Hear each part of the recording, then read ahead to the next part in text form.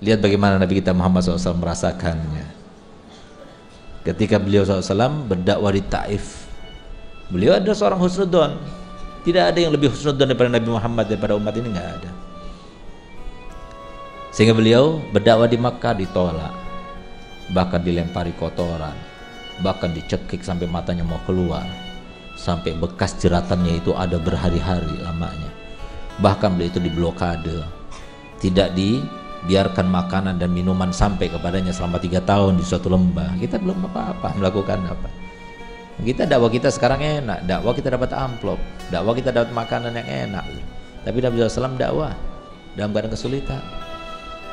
Bahkan di saat-saat ketika itu Nabi SAW karena sudah merasa di Mekah tidak diterima, tapi yang ada hujatan, yang ada fitnahan, yang ada azab, yang ada membahayakan kepada teman-temannya, sahabat-sahabatnya, maka beliau mempunyai inisiatif.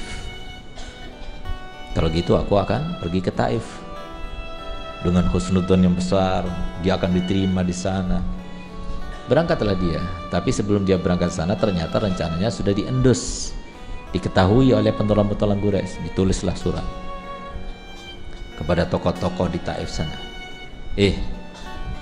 Muhammad sudah berangkat ke sana untuk memurtadkan kalian, untuk menjauhkan kalian daripada agama orang tua kalian, untuk memecah belah di antara keluarga kalian, untuk ini difitnah semuanya. Sehingga mereka geram, mereka marah, mereka kemudian mengumpulkan anak-anak, budak-budak semuanya, disiapkan batu-batu, sudah disiapkan sebelumnya. Bayangkan, berarti batu yang disiapkan sudah banyak sudah. Untuk menyambut siapa? Nabi kita Muhammad. Nabi Muhammad tidak ada rasa sedikit pun dalam hatinya untuk berbuat jelek.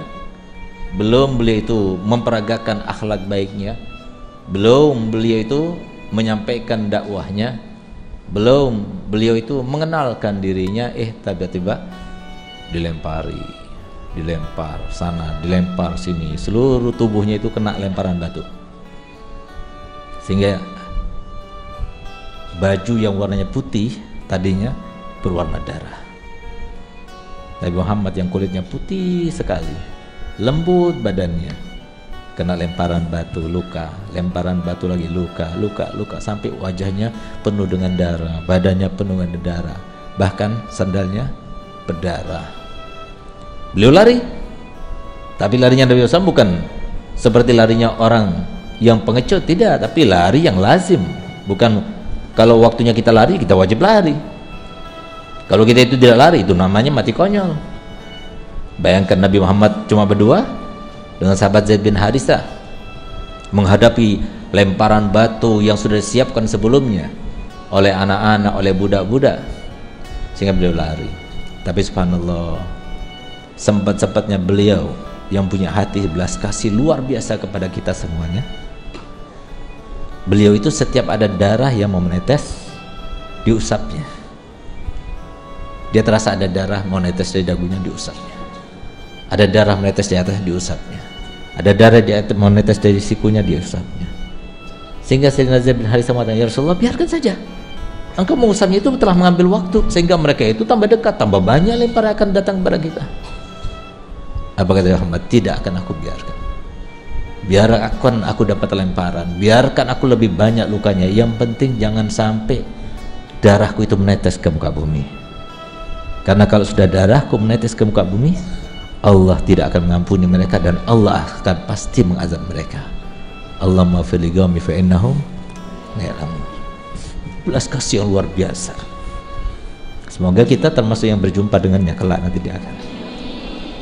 Yang tidak berjumpa dengannya kelak di pada mahsyar, sama sekali tidak akan berjumpa dengannya selama-lamanya. Yang tidak melihat wajahnya kelak di pada mahsyar, sama sekali dia tidak akan melihatnya selama-lamanya. Semoga kita termasuk yang melihatnya, dengan kita tidak melakukan apapun juga kecuali dengan pertimbangan Nabi kita Muhammad, karena cinta kita kepada Nabi Muhammad, karena inginnya kita itu berdekatan dengan Nabi Muhammad. Siapa yang tidak mau di antara kita nanti di padang mahsyar ternyata kita yang paling dekat dengan Nabi Muhammad? Itu yang kita cari. Kapan waktunya? Sekarang waktunya. Korbankan semuanya, korbankan model Allah berikan kepada kita semuanya untuk apa? Nabi Muhammad. Dan kita semuanya diberikan Allah Ta'ala modal yang sama, tidak ada yang beda, semuanya sama. Ustaz kasih modal, kalian kasih modal untuk semuanya berdekatan kepada Nabi Muhammad SAW. Beruntung yang dalam hatinya ada Nabi Muhammad, yang di dalam matanya ada Nabi Muhammad, yang dalam telinganya ada Nabi Muhammad, yang dalam pikirannya ada Nabi Muhammad. Semuanya Nabi Muhammad, Nabi Muhammad, Nabi Muhammad. Beruntung yang semacam itu, dia akan bahagia di dunia sampai di akhirat. Ingat, tidak ada sesuatu yang membahagiakan Nabi Muhammad, terutama di akhir zaman ini, melebihi daripada ayo kita selamatkan sebanyak-banyaknya, apapun kita lakukan untuk menyelamatkan umatnya Nabi Muhammad. Karena apa? Nabi Muhammad punya keinginan, Nabi Muhammad punya kehendak, Nabi Muhammad punya cita-cita. Siapapun di antara kita yang membantu Nabi Muhammad, pasti Nabi Muhammad akan mensyukurinya, dan pasti kita akan berada dalam hatinya. Itu yang kita lakukan. Apa itu cita-cita Nabi Muhammad, kehendak Nabi Muhammad, angan-angan Nabi Muhammad? Tidak ada satu orang pun, bukan yang di Dalwa saja, tidak ada seorang pun daripada umat Muhammad dimanapun mereka semuanya, kecuali harus masuk surga bersama Nabi Muhammad. Dari mana akan masuk surga? Mereka tidak sholat. Bagaimana akan masuk surga?